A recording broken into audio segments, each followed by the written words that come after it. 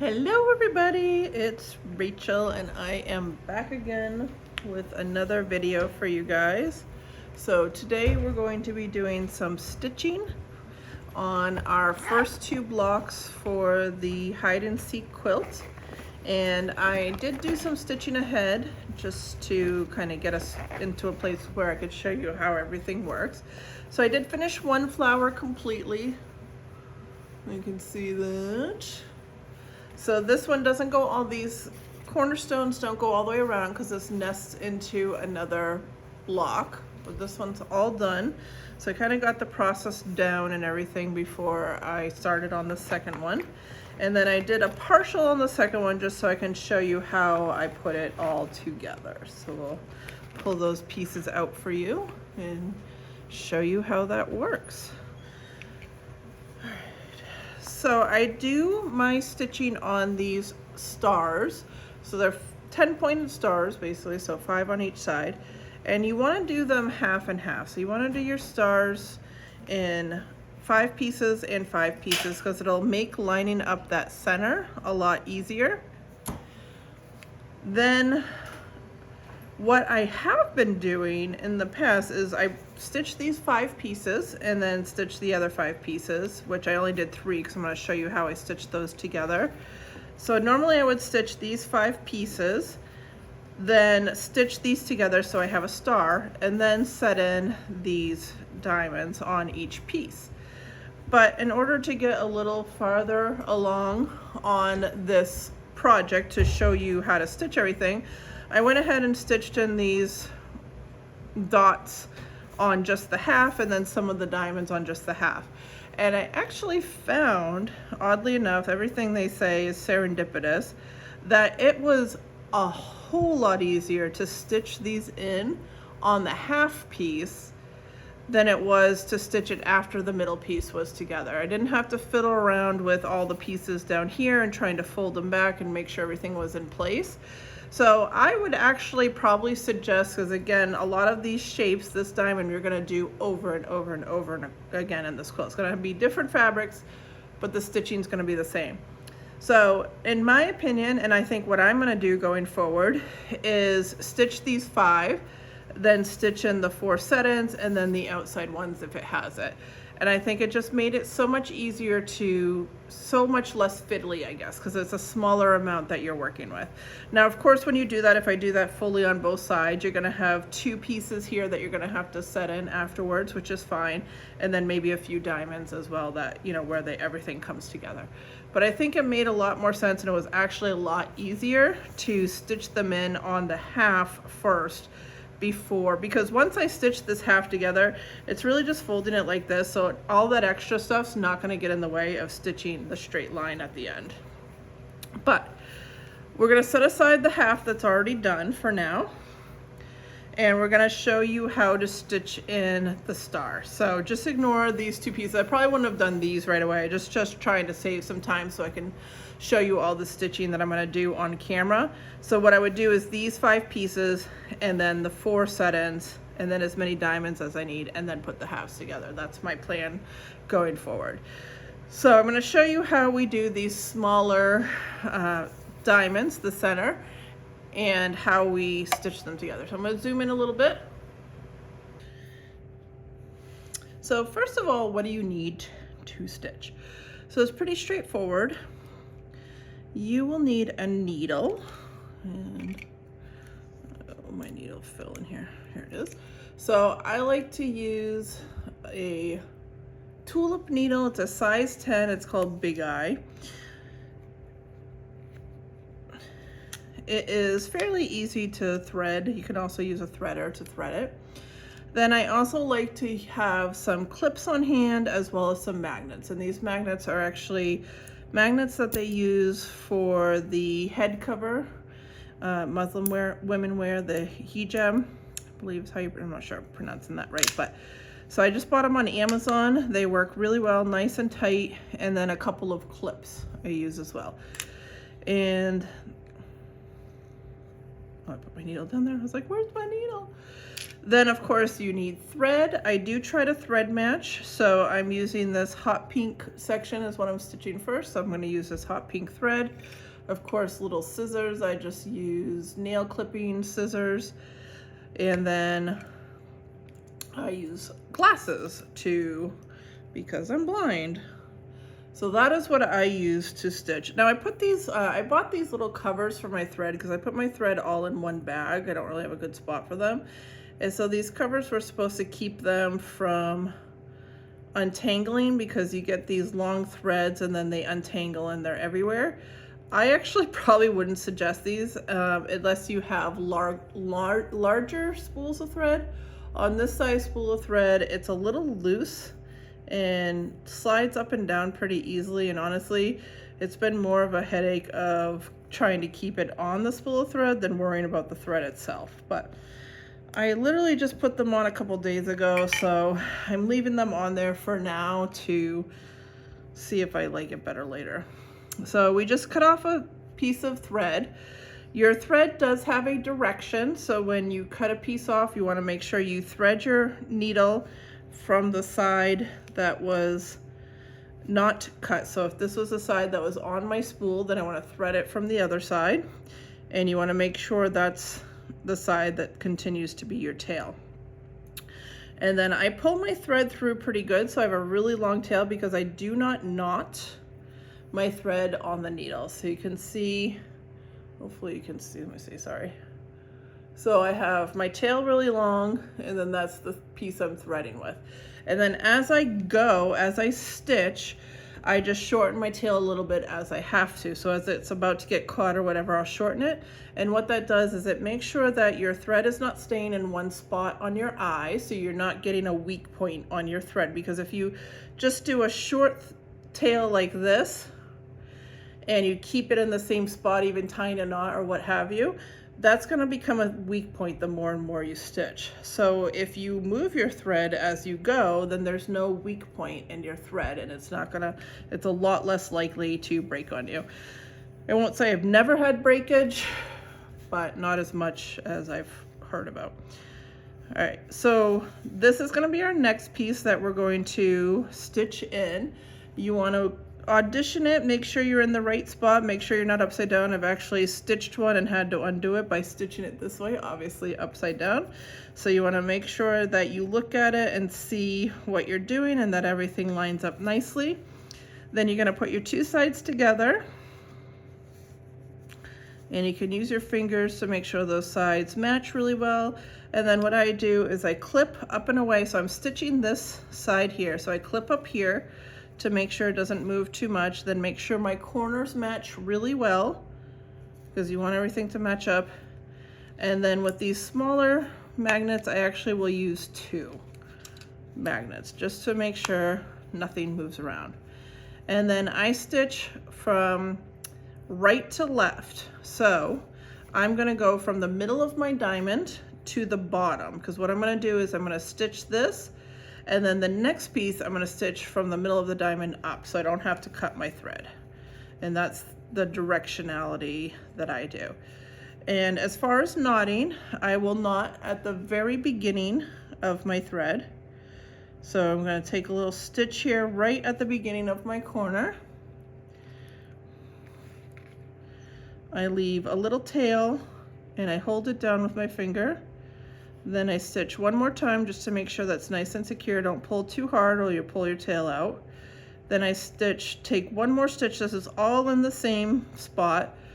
One more stitch, and then I go through my loop 1,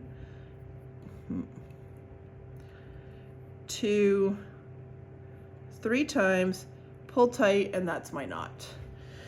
Now I used to put my tails in the seam and stitch over them so that they wouldn't be flapping around in the wind back here. But I actually had happen on my Queen of Diamonds more than once, unfortunately. My tail popped through to the front, oddly enough. So because you're putting that tail, if you do that, so like if I put my tail in this seam and then stitch over, it does secure it, but this seam is wide open to the front. And so the tail, if you know it's not tucked over to the side or something, can actually go to the front. And it happened enough times to me that I've stopped doing that. I've honestly just left my tails loose and it has not been an issue whatsoever. I have that knot that'll be nice and secure, and then obviously once everything is quilted, those tails are not going to go anywhere. So I just leave all my tails at the beginning and end loose and don't worry about it too much. So you want to take stitches, you want to take nice even stitches. You don't have to be super close together. Think of a sewing machine. The stitches are not 1/16 of an inch apart. They're, you know, a little good distance apart. I don't know if you can see what I'm doing, but probably about 1/8 of an inch apart. And you want to just grab a few threads at the top of the fabric. You don't want to go too deep. You shouldn't be perforating your paper. That's usually a good way to tell if you're going too deep, is if your paper looks like it has sawtooth on the edge, which I've definitely done, but you want to try to avoid that. Then you're going a little too deep. Just need to catch the top couple threads. And we just go all the way across to the end.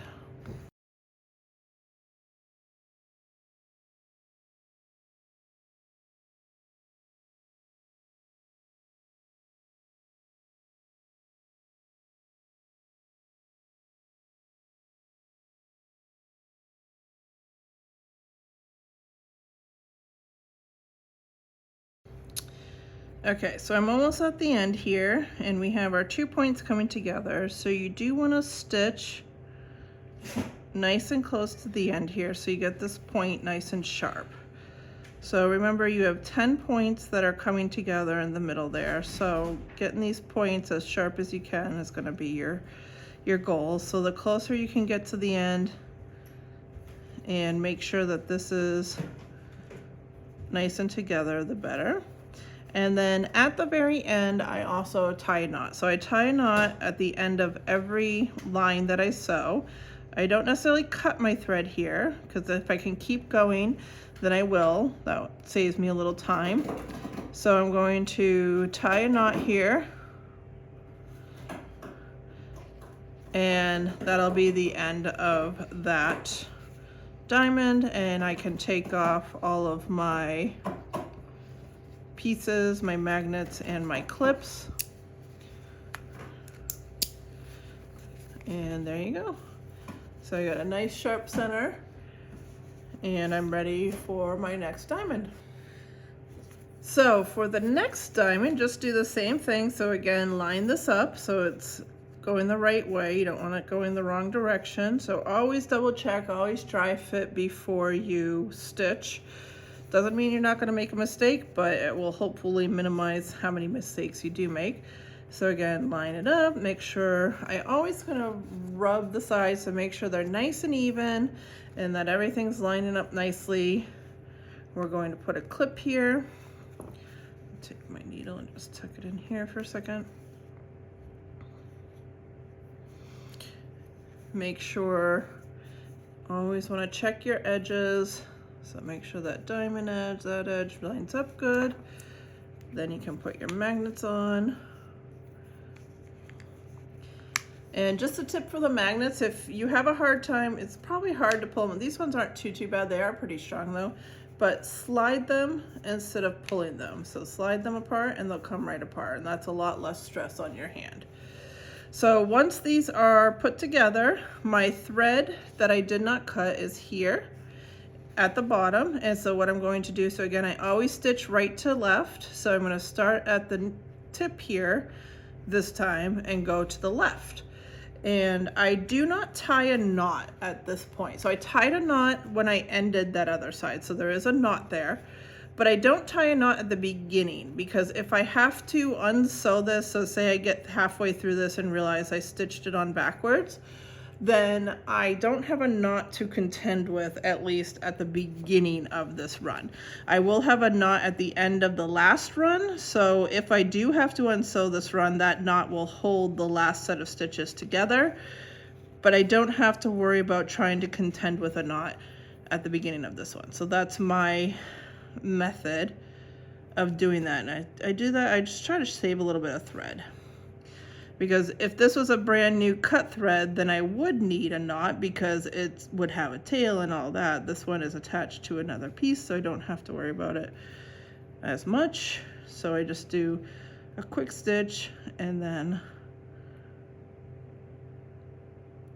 start sewing. So again, about 1/8 of an inch apart. Don't have to be super close. So remember, if you're doing, so 1/8 of an inch is about 8 stitches, maybe even 1/16 of an inch, I guess, maybe 15. I probably do about 13 to 15 stitches per inch. So let's say you're doing 13 stitches per inch, right? That's pretty good. If you're doing something more like 20 to 25 stitches per inch, then you are going to take twice as long as I am to stitch an inch, because you're doing twice as many stitches. So not only do you not really need that many stitches, it's not necessary, it's not making it stronger. If anything, it has the potential to make it weaker because you have all these punch holes through the edge, but you are also taking twice as long to stitch your project together. So you got to think about that, little things like that that can make this project quite a lot faster. So we'll go ahead and stitch the rest of this to the end, then we'll tie off and I'll show you the next step.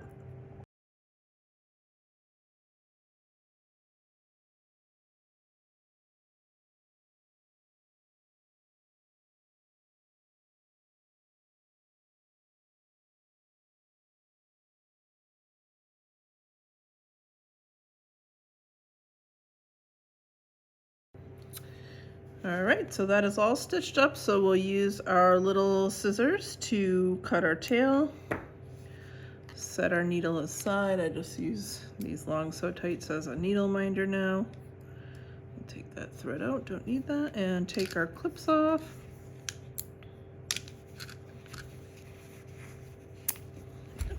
Ooh, run away magnet. So that looks good. So we have a nice tight middle that'll line up good with our other side. All of our tails are going the right way. So when we bring these together, ultimately, we're gonna get a nice center on that. So it's gonna take a little finagling, it always does, but you can see we'll have a nice center. And remember, your centers may not be perfect, all right? This is not a big deal.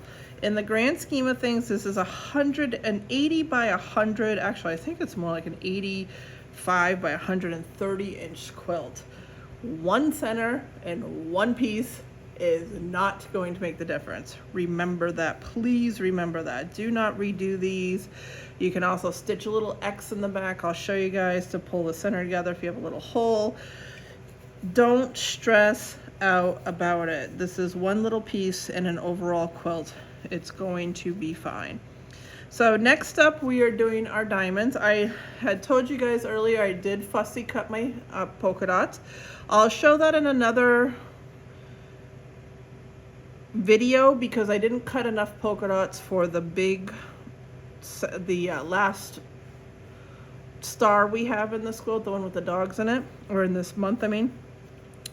So I am going to have to fussy cut those again, so I'll show you how I did it. But you can see my polka dots go straight down the middle. Probably gonna fussy cut everything, even if it says you don't have to fussy cut unless it's literally a solid. It's not really much fussy cutting you can do there, but that's just my option. You can also just strip cut these and not worry about how the dots go. That's perfectly fine too.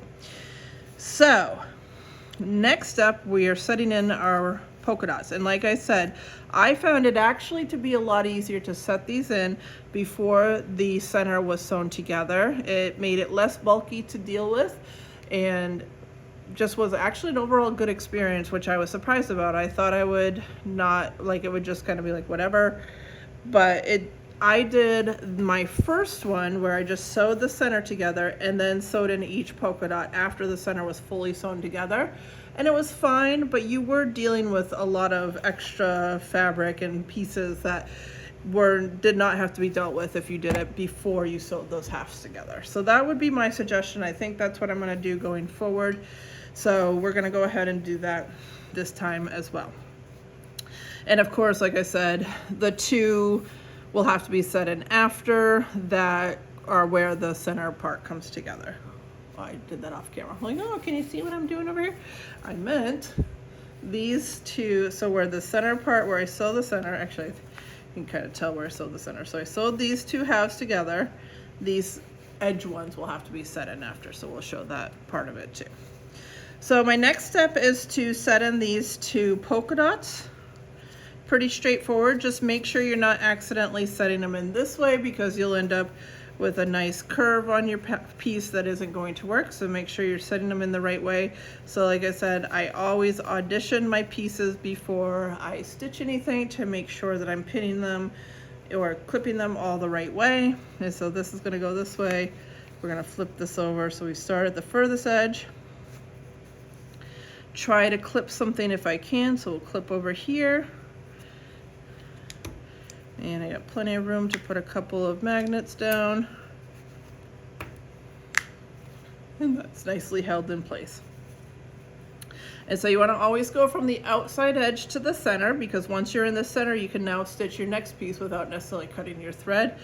That's the way you always want to do it. So I always stitch right to left. So I could do this, but I have nothing to stitch to once I reach this point. So if I flip it and stitch this way, then I can stitch this next line with that same thread without cutting it. So always think about that when you're stitching, which way works best. I think I did not line up my corners very well, so I'm going to undo this.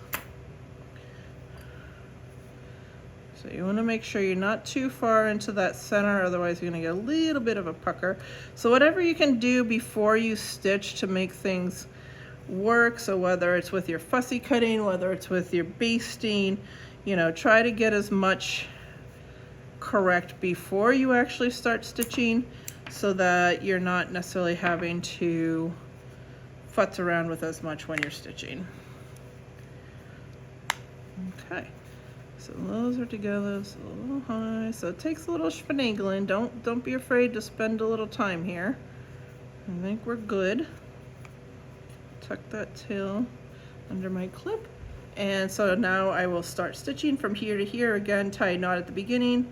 This one I'm going to tie a knot at the end, and then we're going to go up the next side without tying a knot at the beginning, because I'm going to keep using my thread, tie a knot at the end, so on and so forth. So I am matching thread, I'm matching to the light. I find matching the light works a little better than matching to the dark, so that's what we're going to do. So I will go ahead and get as much stitch as I can, and we'll do that in fast motion for you.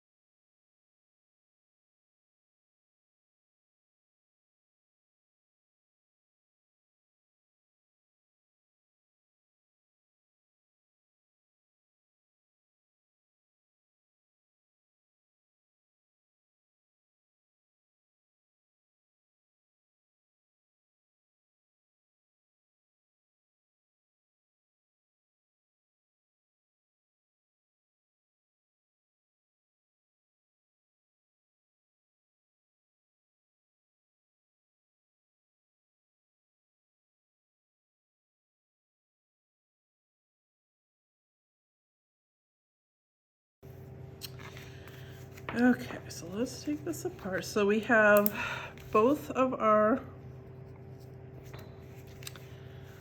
polka dot pieces sewn into this half. And then as far as the, let's see, so this goes together like this. Then this piece is gonna go in here, and this piece is gonna go here. So I could potentially sew this piece here first, but that's fine, because I'll just do this at the end. So our next step is going to be putting these two halves together. So lining up this middle and putting the two halves together. So this is probably one of the most daunting and something you're gonna have to do over and over and over in this quilt, of course, because pretty much every single piece has 10 diamonds coming together in the middle.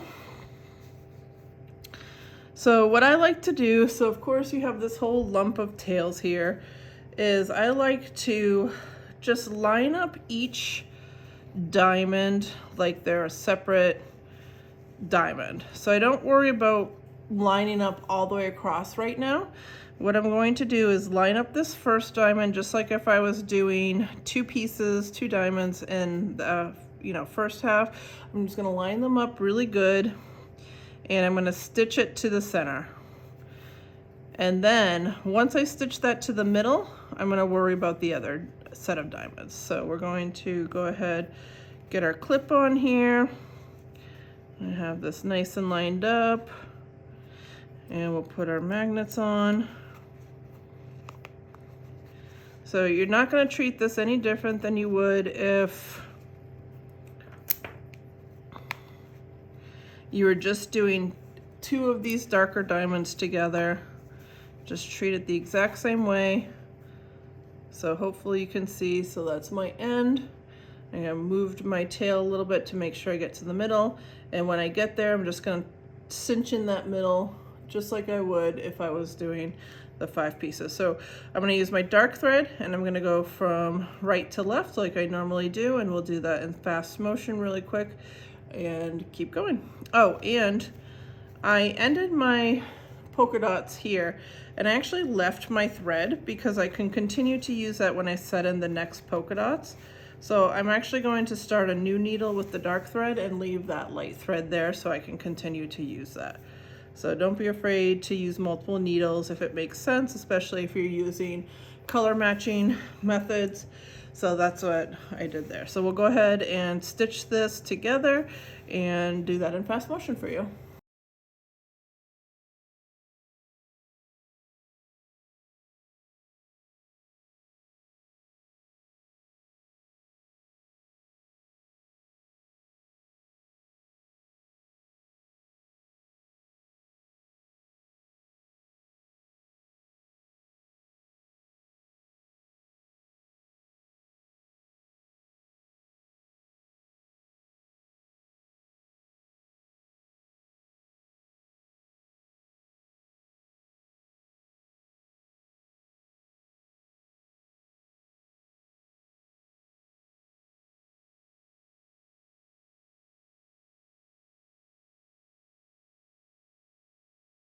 Okay, so I have stitched this to the middle. I tied a knot just to make it nice and secure. All right, so the next step that I do is I do a little X in the middle. So if you kind of push these tails away, you can see where the next two pieces are that you want to line up. And so what I'm going to do is I'm going to line these up with, actually, take these magnets off first so everything is nice and loose. Okay, so that's all. Let me zoom out just a smidge, but so everything's nice and loose. We can go in either which way. So what I'm going to do is line these to the other side, line them up perfectly without any regard to what the other side is looking like. So this might puff out a little or whatever, but that's fine. So we're going to line them up. All right, so a little bit extra fabric going on. So line that up nicely. Mine's looking good. So we'll clip here and then put our magnets on. So by doing each diamond on each side separately rather than worrying about going straight across, you're gonna get a better lineup, because what I found, like, so for this one, I can actually see exactly where my straight across line is, because if you look really close, they don't actually perfectly meet in the middle, but it has a nice enough swirl that you're never gonna tell the difference. But my straight line is here, and what happened was this one was low, or yeah, this one was low, this one was low, this one was high, and this one was high, and somehow they matched up perfectly when I did it. But again, if you just stitch across one, stop, tie it off, and then do a little X, I'll show you how we do that, and then stitch across the other and just treat them as separate diamonds instead of trying to treat it all as one line, it should come out great every single time. So the method with these stars is stitch 5 together, stitch 5 together, try to get them as lined up as you can, and then line up the 2 halves, stitch across one, stop in the middle, stitch across the other. And it may not be perfect, but it'll be perfectly imperfect and good enough for your quilt. So, all right, so I have those all clipped down and everything, and so in the middle here, if you can see, you can kind of move these tails around a little bit. You don't want to clip your tails because that is your seam allowance. I'm going to do another video for that about clipping tails, just to show what happens if you clip these tails. But this is your seam allowance. You do not want to clip them. You'll have a little bulk in the middle. I'll show you on this guy. So you do have a little rosette, you have a little bit of bulk. That is totally fine. You can take a mallet to it if you want. Some people have been doing that. I actually have been, what I did on this particular one is when it was done, I actually took my magnet and I put it on, let's see, so I put it right on that rosette. So you can see it's on that side, and it gave it just enough pressure to kind of flatten it a little bit, and I just left it like that, honestly, for like a couple hours because I have enough magnets that it wasn't a big deal. So it just made it a little prettier, made it lay a little bit flat, and you can see that nice pretty rosette there. So you're always going to have a little bit of bulk in the middle. It's not going to be the end of the world. When you're quilting, if you're hand quilting, just don't plan on quilting the middles. You know, just do a nice little design right around the middles, because that's going to be your bulkiest part of the entire quilt. All right, so on these, so I did not cut my thread, but I did tie a knot at the end.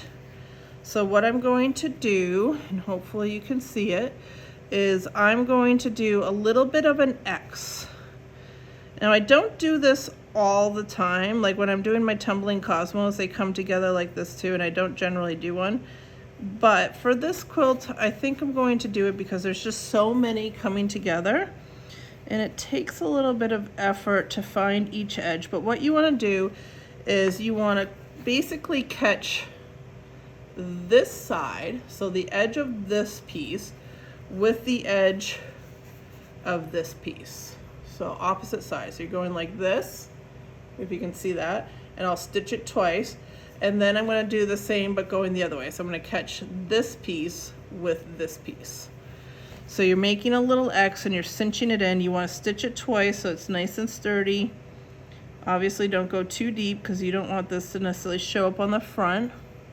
Although there's a lot going on in the middle, so the likelihood of it showing up on the front is pretty slim anyways. But you can see I have my needle in there, and we're gonna make a little X. And that's gonna prevent any holes from happening in the middle of your rosette.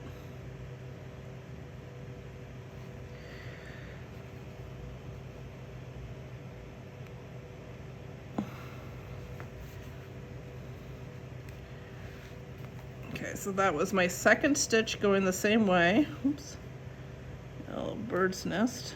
Just clean that up a little.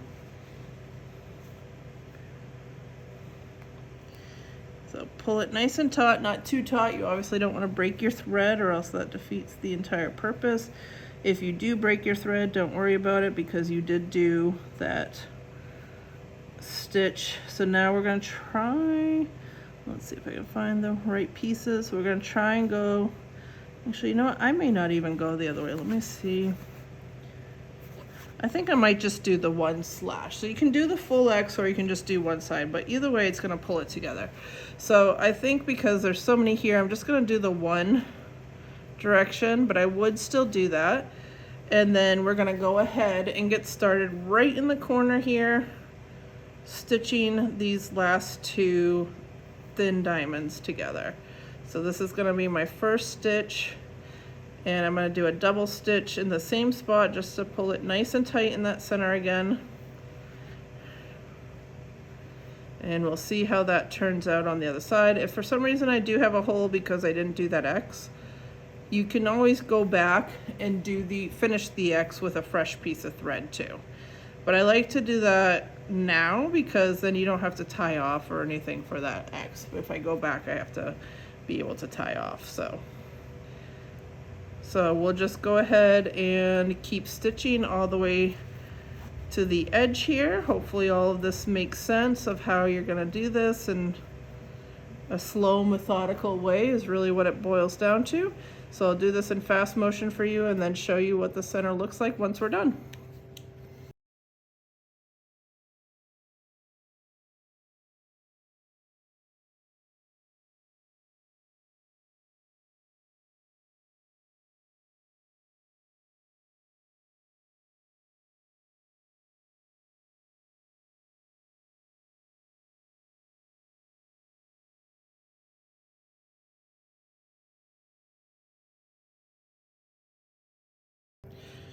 So we got to the end of our diamond here, so we can go ahead and trim. I trim my tails nice and long, even though this is at the end of a line and can't be pulled through or anything.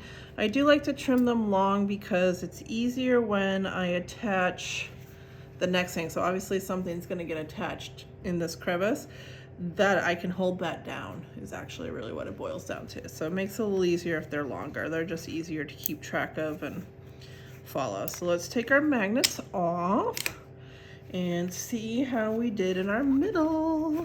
Oh yeah, that came out good. So you can kind of see some of my pink thread if you look really close in that middle. I don't know if that's blurry or not, sorry if it is.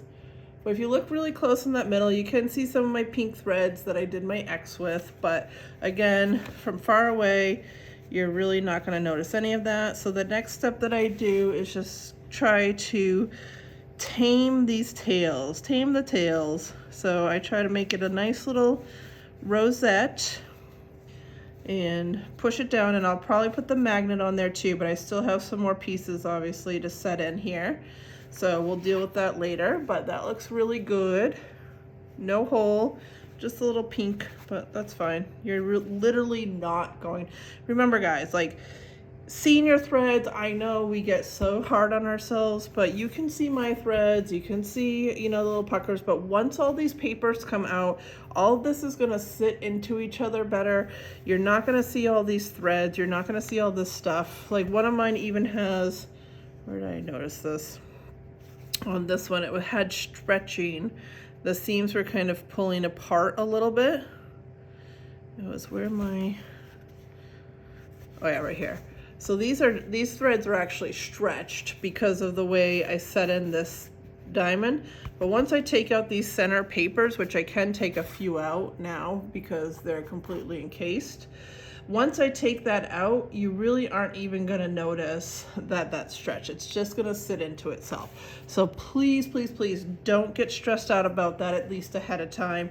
It's really going to be okay. It's all gonna work out. Oh, this one, yeah, so you can see like it's a little stretch, like there's a little gap. But once these papers come out, that's all gonna fit back into each other. So don't worry about it. Okay, so I left my needle, I told you guys, because my thread is here and this piece is gonna get set in here. So this is gonna be the next one that I do since that's where my needle is. And so we'll go ahead and we're gonna start here, stitch here, and that'll be the end of this side. That's all I have to do on this side. I do have some threads to pick out because I had to unstitch here because I accidentally stitched these together. So we'll go ahead and do that. I'll do that in fast motion, show you how that's done real quick, and then we're gonna do this side. So what I'm gonna do is set in my diamond here. I'm just gonna use my light pink thread to do that.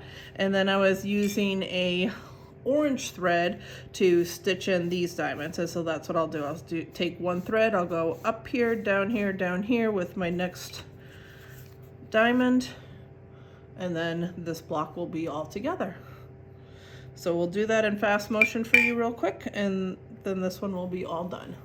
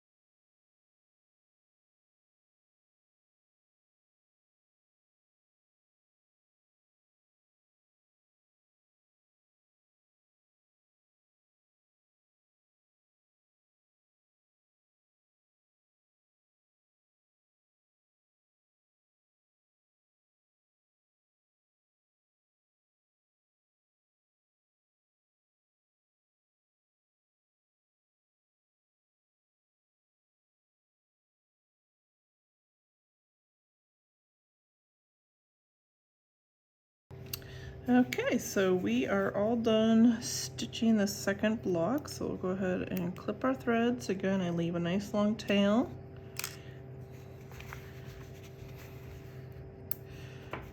Open this up. And it looks great, so we'll zoom out. Looks good. So that was the center of this one. I showed how I cut and basted these in another video, so if you look on my YouTube listings you will see both videos, but both block 1-1 and 1-2 are all done. And actually I think this we went 1-2 and 1-3. The dogs are 1-1, and I'm going to do a separate video on cutting and basting that one. That should be posted shortly, but these are all done and ready to go. And yeah, so if you have any questions, please feel free to ask. As always, please like this video so that YouTube knows that my content is good. If you are not subscribed yet, please subscribe, as well as I don't post my videos at the same time all the time, so YouTube will let you know when I have a new one posted if you subscribe. And I hope this video was helpful. Of course, if you have any questions, please feel free to ask in the comments below. And let me know how you're doing, if you're getting started on this quilt, and how far you've gotten. Thanks everybody. Bye.